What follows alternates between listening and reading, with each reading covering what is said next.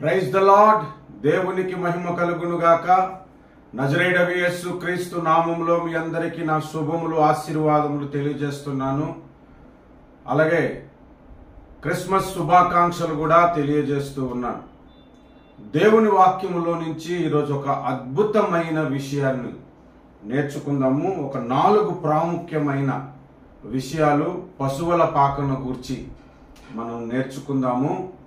ఇదివరకు మీరు విని ఉండరనే నేనైతే నమ్ముతూ ఉన్నాను. ఒకవేళ ఎవరైనా దేవుని ఆత్మచేత నాకంటే ముందే ప్రేరేపింపబడి ప్రకటించొచ్చేమో కానీ ఆల్మోస్ట్ అందులో కొన్ని పాయింట్స్ మాత్రము దేవుడు నాకు బయలుపరిచినవి మీకు నేను తెలియజేయాలని ఆశపడుతూ ఉన్నాను. దయచేసి లూకా సువార్త 2వ అధ్యాయము 7వ వచనాన్ని మరొకసారి మనం జ్ఞాపకం చేసుకుందాము. తన తొలిచూలి కుమారుని కని పొత్తిగుడ్డలతో చుట్టి సత్రములో వారికి స్థలము లేనందున ఆయనను పశువుల తొట్టెలో పరుండబెట్టెను.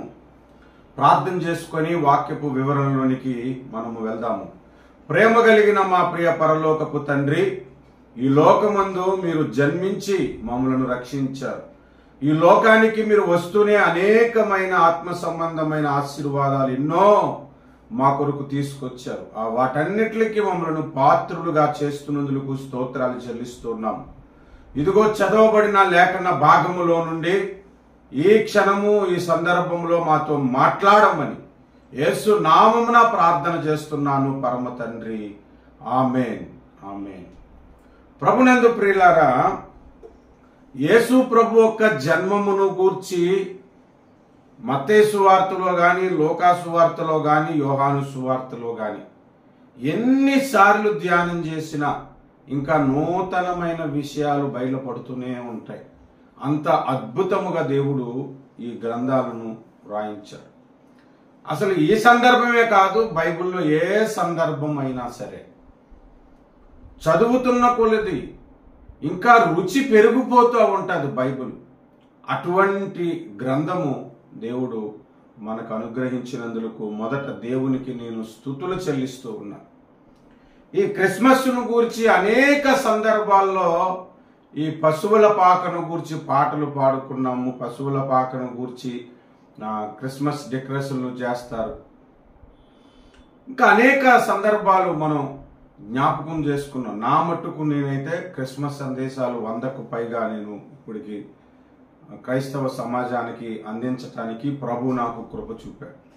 అయితే ఈ క్షణమందు, ఈ దినమందు పశువుల పాకను గూర్చి 4 ప్రాముఖ్యమైన విషయాలు నేను చెప్తాను. మొట్టమొదటిది, యేసుక్రీస్తు ప్రభువు పుట్టిన తర్వాత ఆయనను పశువుల పాకలో పెట్టారు. అక్కడ పాక అనే మాట మనకి కనబడలేదు, కానీ పశువుల తొట్టె అని కనబడుతుంది. పశువుల తొట్టె అంటే పశువులు ఉన్నాయి, పశువుల తొట్టె అక్కడ ఉన్నది. పశువులకు ఒక పాక కూడా ఉన్నది. ఆ పశువుల పాకలో యేసుక్రీస్తు ప్రభువుని పెట్టారని మనకు అర్థమవుతుంది. వాస్తవానికి యేసు ప్రభువు ఎక్కడ పుట్టాడు అనేది ఐడెంటిఫై చేయలేము, బైబిల్లో లేదు. ఎక్కడ యేసు ప్రభువుని మరియమ్మ కన్నది అన్నది బైబిల్లో మనకి లేదు. కానీ పుట్టిన తర్వాత సత్రములో స్థలము లేనందున పశువుల తొట్టెలో పరుండబెట్టాను అనే మాట మనకైతే అర్థమవుతుంది. సత్రములో వారికి స్థలము లేనందున ఆయనను పశువుల తొట్టెలో పెట్టాను. అంతేగాని పశువుల పాకలో ఆయనను కనినట్లు బైబిల్లో లేదు. పశువుల పాకలో పెట్టిన సందర్భం దేవుడు క్లియర్గా రాయించాడు. పశువుల తొట్టె అనే మాట, పశువుల అనే మాటను దేవుడు రాయించాడు. కాబట్టి మొట్టమొదటిగా ఆయన పుట్టిన స్థలం ఏమిటో మనకి క్లారిటీ లేదు, కానీ పశువుల పాకలో పరుండబెట్టాడు. పశువుల పాకలో, పశువుల తొట్టెలో పరుండబెట్టారనే సంగతి మొదట మనము గ్రహించాల్సినటువంటి ప్రాముఖ్యమైన విషయం. ఇక ఇది అందరికీ తెలిసిన విషయమే. రెండవ విషయానికి మనము వద్దాము. రెండవ విషయానికి, పశువుల పాకలోనికి లేదా పశువుల ఉండే స్థలంలోనికి యేసు ప్రభువు రావలసిన అవసరం ఏమిటి? బైబిల్లో ఏ చిన్న మాటకైనా ఒక ప్రత్యేకమైన పరమార్థం ఉంటుంది, ఒక ప్రత్యేకమైన ఆత్మీయ అర్థం ఉంటుంది. ఏదైనా ఒక పాఠాన్ని నేర్పించటానికి దేవుడు ప్రతి పదమును కూడా దేవుడు బైబిల్లో రాయించాడు. 12వ కీర్తన చూస్తే గ్రంథము రాయబడిన తర్వాత 7 మార్లు దేవుడు దీన్ని పరీక్షించుకున్నట్లుగా మనకి కనబడుతుంది. ఒకసారి ఆ మాటను జ్ఞాపకం చేసుకుందాము. 12వ కీర్తన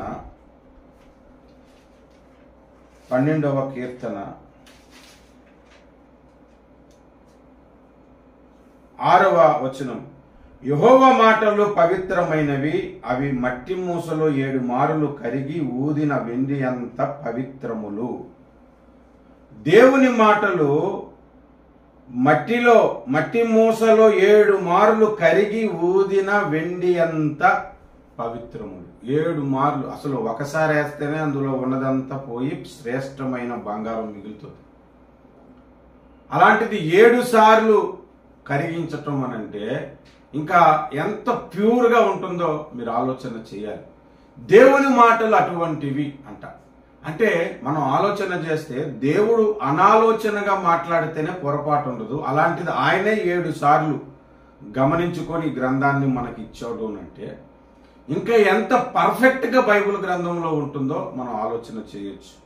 అలాంటి బైబిల్ గ్రంథంలో పశువుల తొట్టెను గూర్చి లేదా పశువుల పాకను గూర్చిన ఒక సందర్భము మనం జ్ఞాపకం చేసుకుంటున్నామంటే there is something lesson for అస్.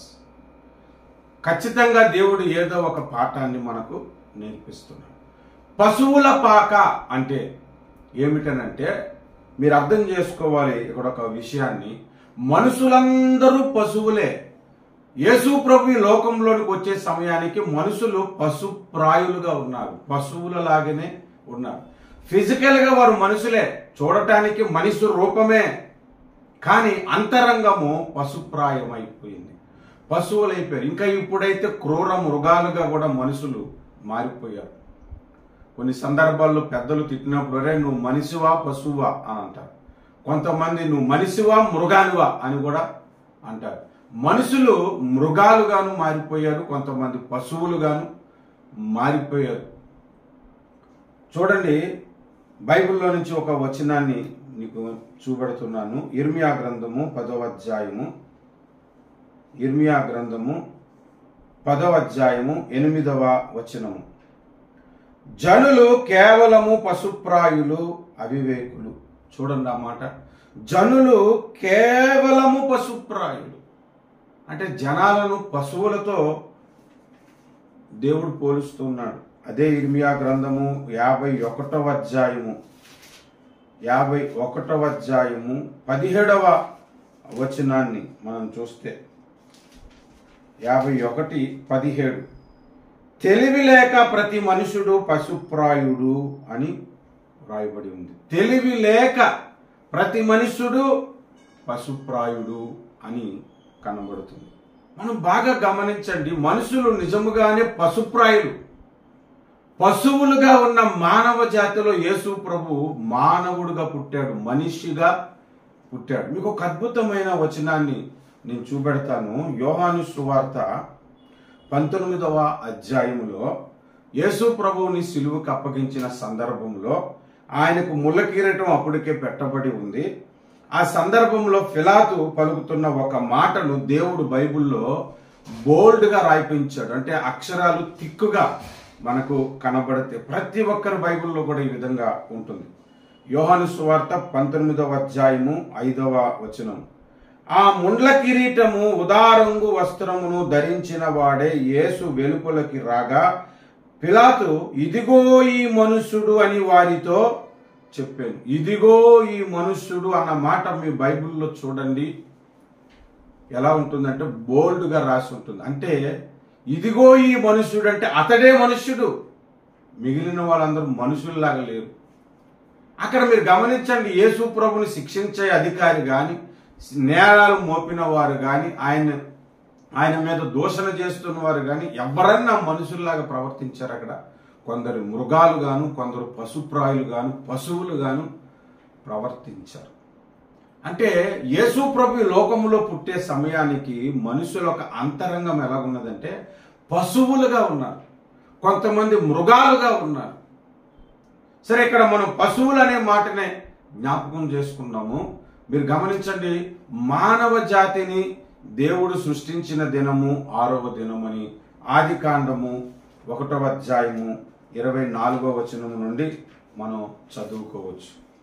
మొదటి దినాన వెలుగును కలుగు చేశాడు, 2వ దినాన వేరు చేశాడు, 3వ దినాన వృక్షాలను సృష్టించాడు, 4వ దినాన ఆకాశ నక్షత్రాలను జ్యోతులను కలుగు చేశాడు, 5వ దినాన ఎగిరే పక్షులు ఈదే చేపలను సృష్టించాడు దేవుడు, 6వ దినాన మానవుని సృష్టించాడు అని మనం చెప్పుకుంటూ వెళ్ళిపోతాం. కానీ మానవునితో పాటు ఇంకా ఏం చేశాడు? 24 చూస్తే, దేవుడు వాటి వాటి జాతి ప్రకారము జీవము గల వాటిని అనగా వాటి జాతి ప్రకారము పశువులను, పురుగులను, అడవి జంతువులను భూమి పుట్టించునుగాక అని పలికెను అంట. అదే దినాన్నే ఆదాముని సృష్టించాడు, అవ్వను సృష్టించాడు. అంటే 6వ దినము మనుషులతో పాటు పశువులను కూడా సృష్టించాడు కదా. ఎందుకు అనంటే, నేను మనుషులుగానే వీరిని తయారు చేశాను, కానీ వీళ్ళ అంతరంగము ఒక దినాన ఒక కాలం వస్తుంది, పశువులుగా మారిపోతారు, కొందరు పురుగులుగా మారిపోతారు, కొందరు మృగములుగా మారిపోతాడని దేవునికి తెలుసు. అందుకని ఒకే దినాన్ని సృష్టించాడు. చీడ పురుగులాగా నువ్వు నాకు దాపరించావురా అని అంటారు కదా, మనుషులేనే అంటారు. కాబట్టి మానవులు పశువులుగా ఉన్న సమయంలో యేసు ప్రభు లోకానికి ఎందుకు వచ్చాడంటే, వారిని తిరిగి మనుషులుగా చేయటానికి. ఈ పశువుల తొట్టిని గురించి ఒక్క లోకాసు వార్తలోనే రాయబడి ఉంది. అదే లోకాసు వార్తలో యేసు ప్రభువును గురించి మనిషి కుమారుడు అనే మాట కూడా రాయబడి ఉంటుంది. మనిషి కుమారుడు అన్న మాట ఎక్కువగా అక్కడే రాయబడి ఉంటుంది. అంటే అర్థం ఏంటంటే, అందరూ అంతరంగం మందు వారి స్వభావం ఎలాగున్నదంటే పశుప్రాయులుగా ఉన్నారు, పశువులుగా ఉన్నారు. ఇంకా మనం కొంచెం లోతుగా ఆలోచన చేస్తే సామెతల గ్రంథము 30వ అధ్యాయములో ఆగూరు భక్తుడు ఇంకొక మాట చెబుతున్నాడు, దేవుని గూర్చి జ్ఞానము లేని ప్రతి వాడు కూడా పశుప్రాయుడే అని బైబిల్ మనకి చెబుతుంది. చూద్దాం ఆ మాట కూడా. సామెతల గ్రంథము 30వ అధ్యాయము 3వ వచనము. నేను 2వ వచనం, నిశ్చయముగా మనుషులలో నా వంటి పశుప్రాయుడు లేడు. నిశ్చయముగా మనుషులలో నా వంటి పశుప్రాయుడు లేడంటే ఆయన మనిషే. ఈయన ఇంకా ఎక్కువగా పశుప్రాయుడుగా ఏడ్చుకుంటున్నాడు. నరులకున్న వివేచన నాకు లేదు, నేను జ్ఞానాభ్యాసము చేసుకున్నవాడను కాను, పరిశుద్ధ దేవుని గూర్చిన జ్ఞానము పొందలేదు అన్నాడు. అంటే దేవుని గూర్చిన అవగాహన లేని ప్రతివాడు పశుప్రాయుడే, పశువే. దేవుని గూర్చి జ్ఞానము సంపాదించలేదు, దేవుని గూర్చిన అవగాహన లేని ప్రతి ఒక్కడు పశువే. అలాంటి పశువులను మనుషులుగా మార్చటానికి, ఒక మనిషిగా మొదట చేయటానికి, తర్వాత ఆయన స్వరూపములోనికి చెక్కుకోవటానికి యేసు ప్రభువు పశువుల పాకలోనికి తీసుకుని రాబడ్డాడు పుట్టినప్పుడు. ఇది రెండవ విషయం. భూమి మీద మనుషులు ఎక్కడున్నారండి? వారి అంతరంగం అంతా పశువులే. జ్ఞానము లేని వారు గాను, క్రూర మృగములు గాను మనుషుల యొక్క ప్రవర్తన ఉంది. ప్రతి దగ్గర కమర్షియల్. ఉదాహరణకు ఒక మాట నేను చెప్తాను, మీరు ఆలోచన చేయండి. ఒకడికి కడుపులో నొప్పి వచ్చిందని తన స్నేహితుని తీసుకుని డాక్టర్ దగ్గరికి పోయాడట. డాక్టర్ గారు అతడికి ప్రశ్నలు అడిగి, ఎక్కడ నొప్పి వస్తుందో అడిగి 1000 రూపాయలు ఫీజు తీసుకొని బ్లడ్ టెస్టులు చేసుకోమని రాశాడు. డాక్టర్ దగ్గర నుంచి బయటికి రాగానే స్నేహితుడు అన్నాడు, ఒరే చిన్న కడుపు నొప్పికి 1000 రూపాయలు ఫీజా అన్నాడంటే, పోనీలేరా మరి డాక్టర్ గారు బ్రతకాలి కదా అన్నాడంట. అక్కడి నుంచి బ్లడ్ టెస్టులు చేసుకుంటే బ్లడ్ టెస్టుల దగ్గర 1500 రూపాయలు అయింది. ఒరే చిన్న కడుపు నొప్పికి ఇన్ని టెస్టులా దీనికి 1500 అంటే, పోనీలేరా మరి వాడు కూడా బ్రతకాలి కదా అన్నాడంట స్నేహితుడు. ఆ తర్వాత అక్కడి నుంచి మెడికల్కి వెళ్ళారు, మెడిసిన్ కొనుక్కోవడానికి. అక్కడ 2000 రూపాయలు దాటిపోయింది. చిన్న కడుపు నొప్పికి ఇన్ని మందులు 3000 రూపాయలు అయిపోయిందా అని అంటే, పోనీలేరా మెడికల్ షాప్ కూడా బ్రతకాలి కదా అన్నాడంట అతని స్నేహితుడు. ఆ తర్వాత ఆ మెడిసిన్ అంతా ప్యాక్ చేసుకుని చెత్త కుండీలో పడేశాడు. అదేట్రా, డాక్టర్కు 1000 రూపాయలు ఇచ్చి, బ్లడ్ టెస్ట్లకి 1500 ఇచ్చి, 3000 రూపాయలు పెట్టి మెడిసిన్ కొని మళ్ళా నువ్వు చెత్త కుండీలో పడేశావు అని అంటే, నేను కూడా బతకాలి కదరా అన్నాడట. అని అంటే మెడిసిన్ కూడా నమ్మలేని స్థితి, డాక్టర్లు నమ్మలేని స్థితి, నర్సులను నమ్మలేని స్థితి, అసలు మెడికల్ ఫీల్డే కాదు ఏ ఫీల్డ్లో ఉన్న మనుషులనైనా నమ్మలేని స్థితి. మనం వండుకునే సామాన్లు కొనుక్కుంటే అందులో కల్తీ, మనుషులు అందామా? హెల్త్ బాగోక హాస్పిటల్కి వెళ్తే అక్కడ కల్తీ, మనుషులని అందామా? రోడ్లు ఏమైనా క్వాలిటీగా ఉంటుందా? ప్రతి ఒక్కడు దోచుకునే స్వభావమే, మృగ స్వభావమే, పశువుల స్వభావమే మనుషులు. ఒక్క యేసు ప్రభు మాత్రమే మనిషిగా ఈ లోకంలో బ్రతికాడు. ఆయన్ని ఆరాధించిన వారిని, ఆయన్ని ఎరిగిన వారిని కూడా మనుషులుగా ఉండమంటున్నాడు. అసలు ఇంకా మనం సాడ్ న్యూస్ ఏంటంటే, బాధపడవలసిన విషయం ఏంటంటే, సేవ చేస్తున్న వారిలో కూడా, విశ్వాసులలో కూడా మనుషులుగా ప్రవర్తించనటువంటి వారు ఉన్నారు చాలా మంది. మనలను దేవుడు మనుషులుగా సృష్టించాడు. మన అంతరంగము కూడా ఒక మంచి మనిషిగా ఉండి క్రీస్తు స్వరూపము ధరించుకోవాలి. ఇది దేవుడు మనకి పిలుస్తున్న పిలుపు. దేవుడు మానవ జాతికి ఇవ్వాలనుకున్న గొప్ప ఆధ్యాత్మిక సౌందర్యం ఇది. అందుకనే దీనికి ఒక పోలికగానే పశువుల పాకలో ఆయనను పెట్టడం జరిగింది. ఇది రెండవ విషయం. మూడో విషయానికి వస్తాను. మొట్టమొదటిది యేసు ప్రభు పశువుల పాకలో పుట్టలేదు అనేది. రెండవ విషయము, పశుప్రాయులుగా ఉన్న మనుషులను మార్చుట కొరకు ఒక సూచనగా పశువుల పాకలోనికి ఆయన తేబడ్డాడు.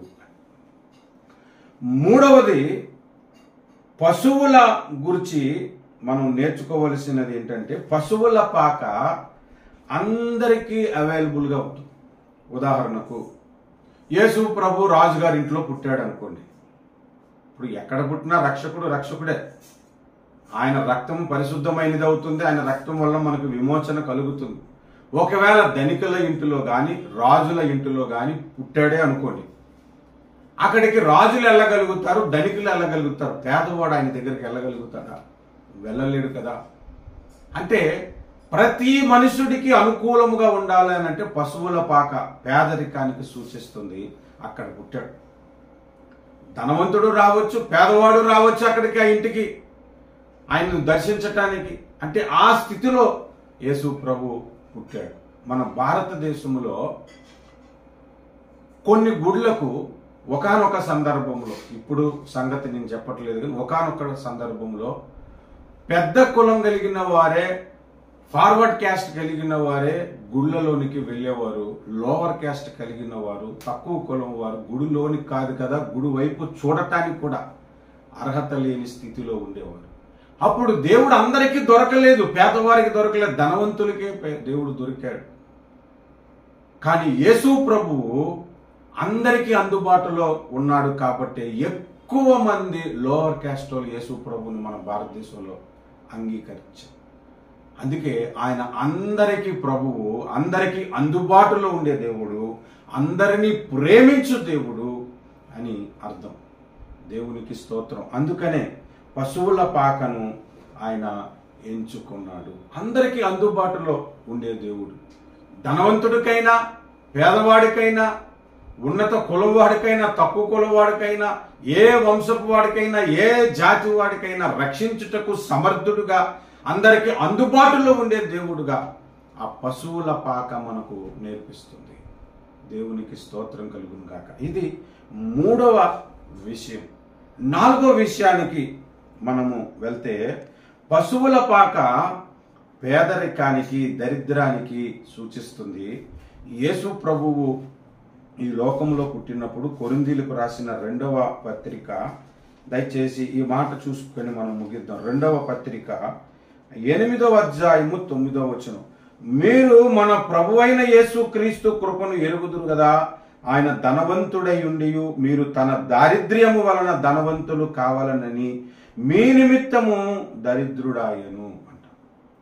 భూమి మీద కూడా ధనవంతుడుగాని పుట్టలేదు.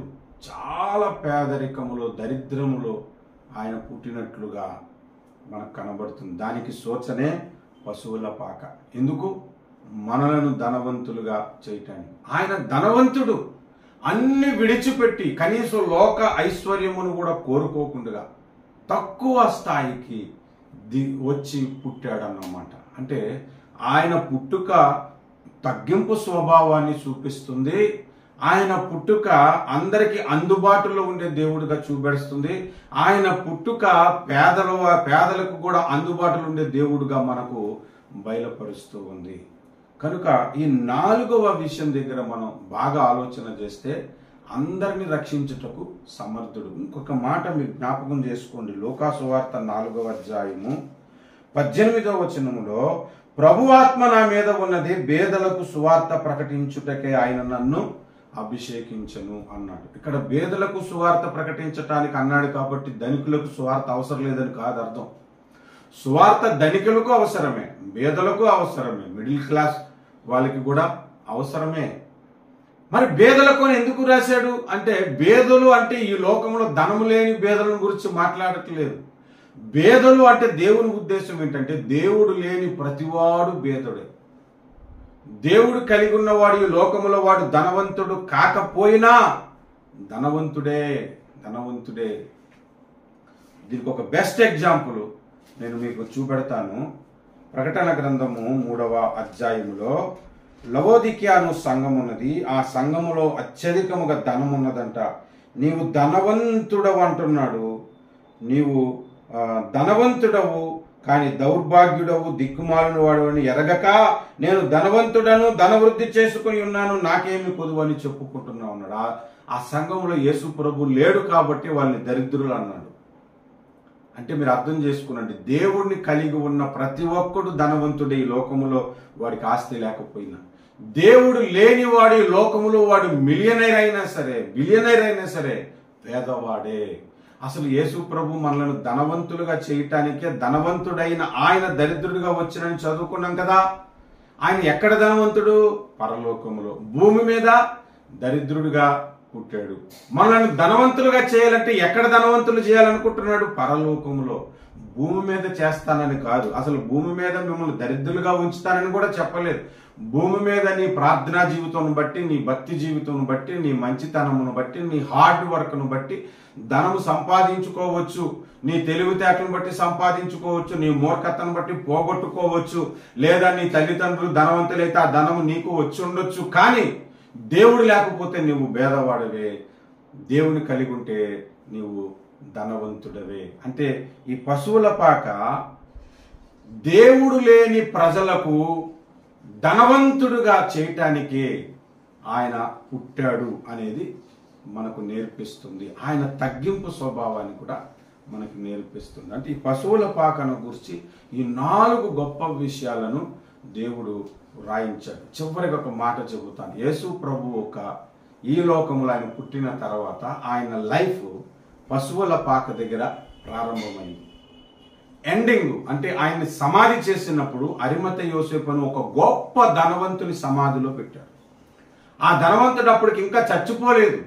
చచ్చిపోకముందే ఆయనకున్న డబ్బుకి ఏం చేసుకోవాలో తెలియక ముందుగానే ఆయన కొరకు ఒక సమాధిని తొలిపించుకున్నాడు. ఆ సమాధిలో యేసు ప్రభువును పెట్టాడు. అంటే ఒక భేదవాడిగా యేసు ప్రభు జీవితం ఈ లోకమందు ప్రారంభమై ధనవంతుడిగా ముగిసినట్లుగా ఈ లోకములో భేదలుగా ఉన్న మనము, దేవుడు లేని ప్రజలుగా ఉన్న మనలను యేసు ప్రభుని అంగీకరించిన తర్వాత మన మరణం తర్వాత పరలోకానికి వెళ్తున్నాం, ధనవంతులుగా ఉండబోతున్నాం, గొప్ప మహిమను మనం స్వతంత్రించుకోబోతున్నాము. అలాంటి స్థితి మనకు అనుగ్రహించటానికి ఆయనను పశువుల పాకలోనికి తీసుకుని వచ్చారు. ఇది పశువుల పాకలో ఉన్నటువంటి ప్రాముఖ్యమైన సత్యాలు. కాబట్టి క్రిస్మస్ దినాన మీరు జ్ఞాపకం చేసుకోవలసింది ఏంటో తెలుసా? నీవు ఎంత లేమి స్థితిలో ఉన్నా ఆధ్యాత్మికంగా నీవు ధనవంతుడివే క్రీస్తుని కలిగి ఉంటే. నీవు పశుప్రాయుడిగా ఉండటానికి దేవుడు ఇష్టపడట్లేదు. ఒక జ్ఞాన సంపన్నుడిగా ఉండాలని, మనిషిగా ఉండాలని, క్రీస్తు స్వరూపమును ధరించుకోవాలనే ఉద్దేశంతోనే దేవుడు నిన్ను పిలుస్తున్నాడు. ఇంకా చెప్పుకోవాలంటే మనం తగ్గింపు స్వభావము కలిగి జీవించాలని దేవుడు మనతో మాట్లాడుతాడు. మన ప్రారంభం ఎప్పుడు చిన్నగా ప్రారంభమై పెద్దదవ్వాలి, పెద్దగా ప్రారంభమై చిన్నదవ్వకూడదు. అది కూడా ఒక పాఠమే. ఈ పశువుల పాకలో దేవుడు మనకు నేర్పిస్తుంది. కనుక ఈ క్రిస్మస్ శుభదినమున ఈ యొక్క అమూల్యమైన సత్యాన్ని మీరు గ్రహించి ఇంకా అనేక సంగతులు మీరు తెలుసుకొని ప్రభువులో బలపరచబడాలని ఆశిస్తూ యేసుక్రీస్తు పేరిట మిమ్మల్ని నేను దీవిస్తున్నాను. క్రిస్మస్ శుభాకాంక్షలు మీ అందరికీ. నా వీడియో వింటున్న వారు సబ్స్క్రైబ్ చేయండి, ఇంకా ఇతరులకు మీరు నా వీడియోస్ని షేర్ చేయండి. God bless you all. Thank you so much. ప్రార్థన చేసుకుందాం. ప్రేమ కలిగిన మా పరలోకపు తండ్రి, ఈ దినమందు పశువుల పాకను గూర్చి మాతో మాట్లాడి మమ్మల్ని బలపరిచినందుకు స్తోత్రాలు. నీ కృపను మీ దయను మాకు అనుగ్రహించారు నాయన. స్తోత్రాలు. నీ కృప ద్వారా మమ్మల్ని బలపరిచి నడిపించి మహిమ తెచ్చుకోమని యేసుక్రీస్తు వారి శ్రేష్టమైన ఉన్నత నామమున ప్రార్థన చేస్తున్నాము మా ప్రియమైన పరలోకపు తండ్రి. ఆమేన్. God bless.